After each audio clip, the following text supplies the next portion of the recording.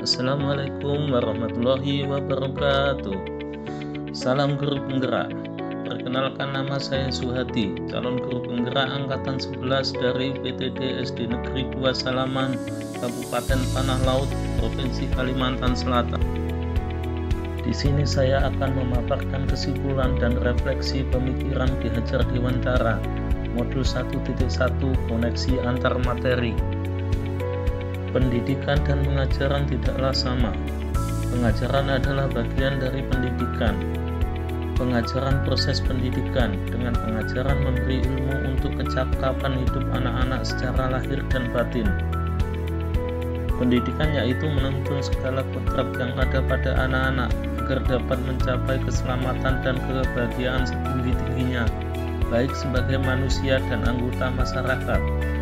Pendidikan juga menciptakan ruang bagi murid untuk bertumbuh secara utuh, agar mampu memuliakan dirinya dan orang lain, menjadi mandiri.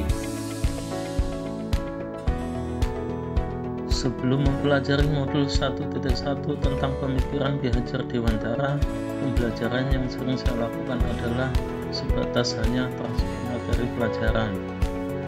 Lalu ketuntasan materi lebih penting daripada memahami karakteristik murid, dan saya hanya menilai dari aspek kognitif dan psikomotor. Saya juga menganggap jika nilai murid sudah mencapai KPM, pembelajaran dianggap berhasil. Murid hanya sebagai objek pembelajaran, dan pembelajaran hanya berpusat pada guru atau teacher center. Saya juga sering tidak peduli dengan murid, apakah sudah benar-benar paham dengan materi yang saya ajarkan atau belum. Saya hanya meminta siswa mengingat dan menghafal materi.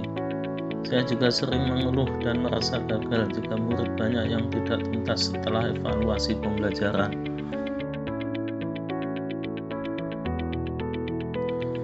Namun setelah mempelajari modul 1.1 tentang pemikiran Ki Hajar Dewantara, saya menyadari bahwa apa yang saya lakukan tidaklah tepat.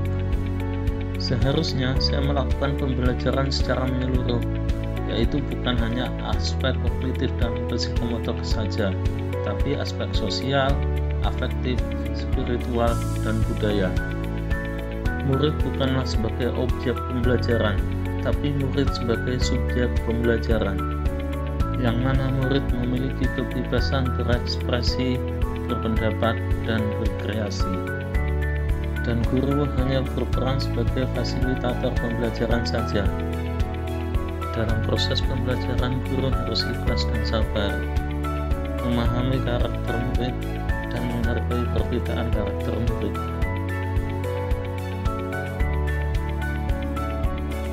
Yang dapat segera saya terapkan dalam pembelajaran di kelas antara lain: 1. Perancang pembelajaran yang interaktif dan menyenangkan. 2. Menjadikan murid sebagai subjek pembelajaran, bukan objek pembelajaran. Yang ketiga, menerapkan pembelajaran abad ke-21. Yang keempat, guru harus lebih kritis, kreatif, komunikatif, dan kolaboratif. Demikianlah video dari saya. Salam guru hebat. Terima kasih.